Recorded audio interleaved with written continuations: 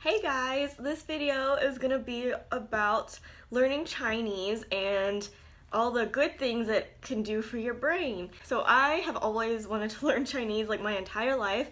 I was actually born in China and I was adopted when I was 10 months old, and then my parents adopted another girl from China who was 12 years old, and she was able to speak Chinese and read and write and all that stuff, and I've always been jealous and I've always wanted to learn. I'd try to get her to teach me, and so I'd learn like a little bit, but it never really stuck.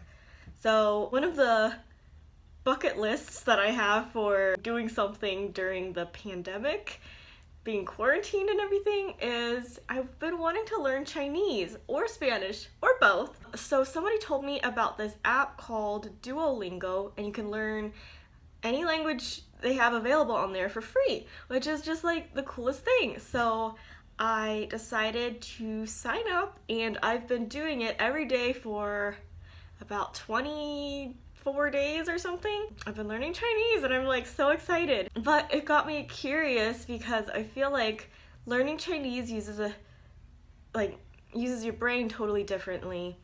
And so I did some research and I found a lot of interesting things. So that's what this video is gonna be about.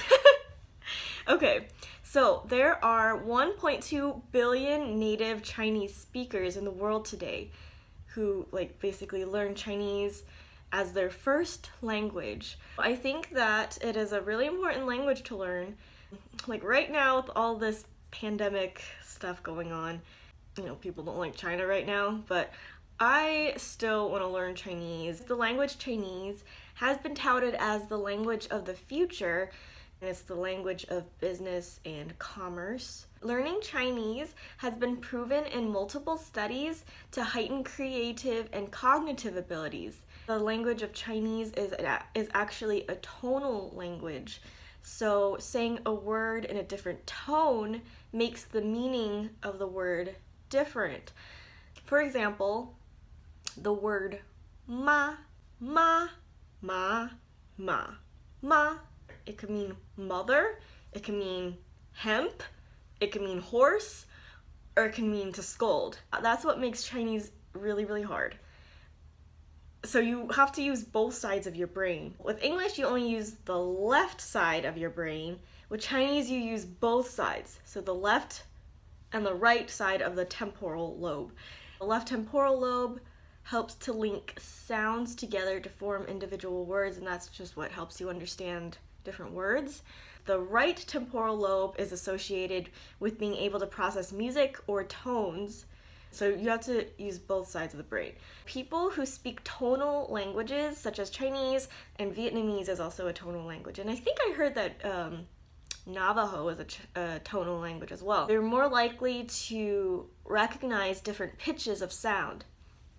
And also, a really cool fun fact that I learned is that people who speak tonal languages are more likely to develop perfect pitch. So perfect pitch is that really, really awesome ability to be able to just hear a note and know exactly what note it is. I really wish I had that ability. So you could hear ah, and you could know that that is like C, or you can hear and that would be A. I don't really know, but yeah, whatever. Another interesting thing is practicing handwriting in Chinese, because Chinese is also different from English because you use characters instead of letters. The practice of handwriting Chinese characters aids in the development of motor skills, learning shapes and letters, the visual identification of graphics, and it will also just help keep the mind sharp in general. So learning to handwrite Chinese characters is kind of difficult because they have complex structure, which involves strokes in several directions and sequential movements. And these movements appear to activate neural activity in the working, thinking, and spatial memory of the brain. Another really good reason to learn Chinese is that bilingual people are said to be better at prioritizing and multitasking than monolingual people. So yeah, I thought that was really interesting. I totally recommend you guys using Duolingo because it's free and it motivates you to keep learning every single day. And I'll put a link in the description down below. And yeah, you guys can just like learn any kind of language, but I think that Chinese is a really cool language to learn. So if you want a really nice, hard challenge, I would recommend learning Chinese. And then when all of this pandemic is over, you can tell people that you did something really, really cool. Just like Shakespeare writing whole really good plays, and then Sir Isaac Newton inventing calculus. You could say that you learned Chinese.